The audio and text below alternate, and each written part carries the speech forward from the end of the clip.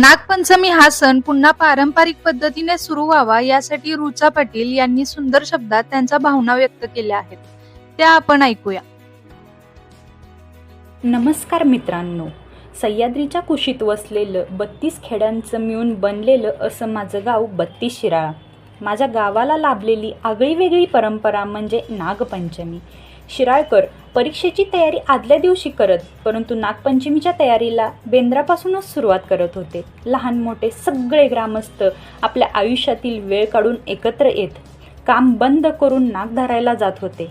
फक्त महाराष्ट्रामधूनच नाही तर पूर्ण भारतातून नागप्रेमी नाग बघायला शिराळला येत होते. गावातील स्त्रिया नागाला भाऊ समजून त्याच्यासाठी उपवास करत आणि दुसऱ्या दिवशी जिवंत नागाची पूजा करूनच भगिनी उपवास सोडत असत. ठिकठिकाणी नागांची क्रूरपणे हत्या केली जात असताना देखील नागाला आपले दैवत मानणारे असे आम्ही शिराळकर. सगळं काही व्यवस्थित चालू होतं, पण खुद्द गोरक्षनाथांनी दिलेल्या वरदानाला कायद्यासमोर झुकावं लागलं. पर्यावरणप्रेमींनी शिराळकरांना कोर्टात उभा केलं. शिराळकरांवर चुकीचे आरोप करत शिराळकरांची नागपंचमी बंद पाडली. लहानापासून मोठ्यापर्यंत सर्वजण कळवळले. कायद्याचे पालन करत शिराळकरांनी मनावर दगड ठेवून मातीच्या नागाची पूजा चालू केली. वर्षभर ज्या बहिणी आपल्या भावाच्या पूजेची आतुरतेने वाट बघत, त्या बहीण भावाचं प्रेम कायद्याच्या कचाट्यात सापडलं. तेव्हापासून आजपर्यंत त्या बहिणीला भावाच्या पूजेसाठी कोर्टाच्या निकालाची वाट बघावी लागते. कोणी सांगितलं ओ शिराळकर नागांची अवहेलना करतात म्हणून? काय माहीत काय होतं तुम्हाला शिराळकरांच्या आणि नागाच्या नात्याबद्दल? दैवत मानतो आम्ही. ठिकठिकाणाहून जीवाची पर्वा न करता शिराळकर नाग पकडून आणत होते. तेव्हा त्यांचे हातपाय तुम्ही पाहिले होते का? सुखाचं वाटतं का नाग धराय जाणं? धोधो पडणाऱ्या पावसात अंगात प्लास्टिकचे ठिके घालून, पायात चप्पल न घालता नागाला आणत होते. 15 दिवस अगदी तान्ह्या मुलाप्रमाणे नागाची काळजी घेतली जात होती. या 15 दिवसाच्या पाहुण्याला काय हवं काय नको हे अगदी सगळं शिराळकरांना माहीत होतं. आमच्या गावातली लहान लहान मुलं बेडक्या धरायला जात, कारण नागोबाला बेडक्या आवडायच्या. आमच्या नागोबाला उंदीर पण आवडायचा. त्यासाठी घरात सापळे लावून उंदराचे दात कापून आम्ही शिराळकर त्याला खायला द्यायचो. त्याच्या राहायसाठी मस्त असं मातीचं मडकं बनवून घेतलं जात. 2 दिवसातून एकदा त्याला बाहेर फिरायला काढत असत. त्याला पाणी पाजत.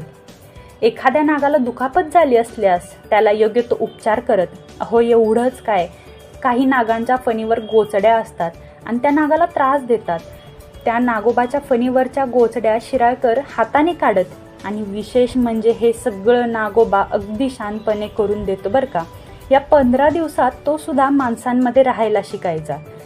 एवढ्या विषारी प्राण्याला आपल्या घरात आणून ठेवणं सोपं नाही बरं का, धाडसाचं काम आहे. नागपंचमी दिवशी आम्ही शिराळकर आमच्या दैवताची पूजा करायचो.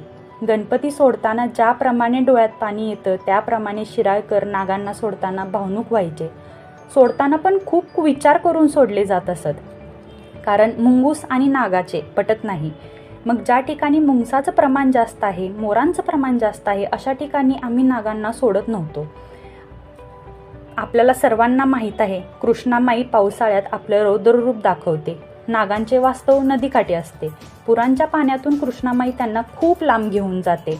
मग जिथे पुराचे पाणी येत नाही अशा ठिकाणी आम्ही आमच्या दैवताला सोडायचो, याच आशेवर की पुन्हा त्याची आणि आमची नागपंचमीला भेट होईल. ते म्हणतात ना, गेले ते दिवस राहिल्या त्या आठवणी फक्त. ही होती प्रत्येक शिराळकराची पडद्यामागची कहाणी.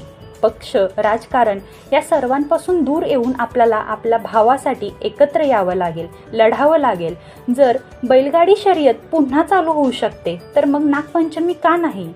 ठीक आहे, नाग हा पाळीव प्राणी नाही, तरीही तो शिराळकरांचा जीव आहे.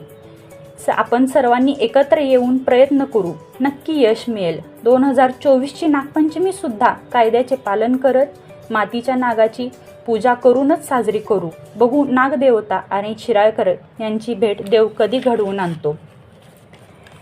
विविधतेने नटलेल्या भारत देशात प्रत्येकाला आपली संस्कृती जपण्याचा अधिकार हा घटनेने दिलेला आहे आणि तो अधिकार आम्हाला कायद्याने प्राप्त व्हावा एवढीच इच्छा आहे.